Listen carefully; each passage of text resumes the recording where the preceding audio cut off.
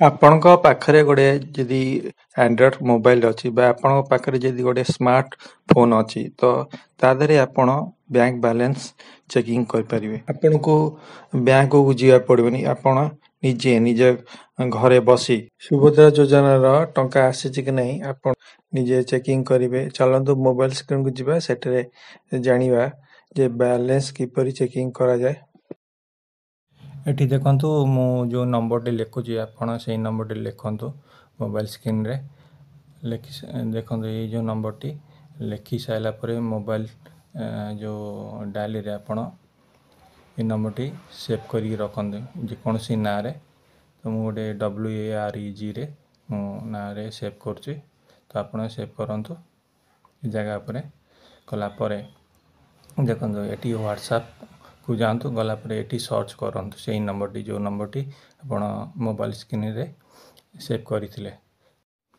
Search କଲା ମାନେ ଆପଣଙ୍କର ଏଇ ନମ୍ବରଟି ଦେଖନ୍ତୁ ଆସିଯିବ। ତ ଆପଣ ଦେଖନ୍ତୁ ଏଠି ହାଇ କରି ପଠାନ୍ତୁ। ପଠାଇ ସାରିଲା ପରେ ଏଠି କହିଛି ଯେ ଆପଣ SBIର ହ୍ୱାଟ୍ସଆପ୍ରେ ଆପଣ ବ୍ୟାଙ୍କିଂ ସର୍ଭିସ୍ ଚାହୁଁଛନ୍ତି, ତ ଆପଣ ନିଶ୍ଚିତ ଚାହିଁବେ। ତ ଏଠି SBIର କଷ୍ଟମର ଆପଣ, ତ ଆପଣ ଏସ୍ କରିକି ପଠାନ୍ତୁ। ମୁଁ ପଠାଇ ଦେଇଛି। ତ ପରେ ଆପଣଙ୍କର ଯେଉଁ ଲେଖା ହେଇଛି ଯେ ଆପଣଙ୍କୁ ରେଜିଷ୍ଟର କରିବାକୁ ପଡ଼ିବ, କାରଣ ଆପଣ ପ୍ରଥମ ଥର ଯଦି ଆସିଛନ୍ତି ଏଇ ଯେଉଁ ହ୍ୱାଟ୍ସଆପ୍କୁ, ତ ଏଠି ଆପଣଙ୍କୁ ରେଜିଷ୍ଟର କରିବାକୁ ପଡ଼ିବ। ତ ଏଠି ଲେଖା ହେଇଛି WAREG ଲେଖା ହେଇଛି। ଆପଣଙ୍କର ବ୍ୟାଙ୍କ ଆକାଉଣ୍ଟ ନମ୍ବରଟା ଦେବେ। ଦେଇସାରିଲା ପରେ ଏଠି ଯେଉଁ ନମ୍ବରଟା ଲେଖା ହେଇଛି 7208933148, ଏଇ ନମ୍ବରରେ ଆପଣ ମେସେଜ୍ କରିବେ। ତ ଏଇ ନମ୍ବରରେ ଆପଣ ମେସେଜ୍ ଯେତେବେଳେ କରିବେ ତ ହ୍ୱାଟ୍ସଆପ୍ରେ କରିବେନି। ତ ଚାଲନ୍ତୁ ମେସେଜ୍ ବକ୍ସକୁ ଯିବା। ଏଇ ଯେଉଁ ମେସେଜ୍ ବକ୍ସରେ ଆପଣ ଏଠି WAREG ଲେଖିବେ। ଲେଖି ସାରିଲା ପରେ ଯେଉଁ ନମ୍ବରଟି କହିଥିଲା ସେଇ ନମ୍ବରଟି ଉପରେ ଦେବେ। ଦେଇସାରିଲା ପରେ ଆପଣ କ'ଣ କରିବେ, ଏଠି ଆପଣ ସ୍ପେସ୍ ଦେବେ। ଦେଇସାରିଲା ପରେ ଆପଣଙ୍କ ବ୍ୟାଙ୍କ ଆକାଉଣ୍ଟ ନମ୍ବରଟି ଏ ଜାଗା ଉପରେ ଲେଖିବେ। ଲେଖି ସାରିଲା ପରେ ଆପଣଙ୍କ ବ୍ୟାଙ୍କ ଆକାଉଣ୍ଟ ସାଙ୍ଗରେ ଯେଉଁ ସିମ୍ଟି ଲିଙ୍କ୍ ଅଛି ସେଇ ସିମ୍ଟି ସିଲେକ୍ଟ କରିବେ ଏ ଜାଗା ଉପରେ। ଦେଇସାରିଲା ପରେ ମେସେଜ୍ଟି ସେଣ୍ଡ କରିଦେବେ। କଲାପରେ ଆପଣଙ୍କୁ ଗୋଟେ ମେସେଜ୍ ଆସିବ।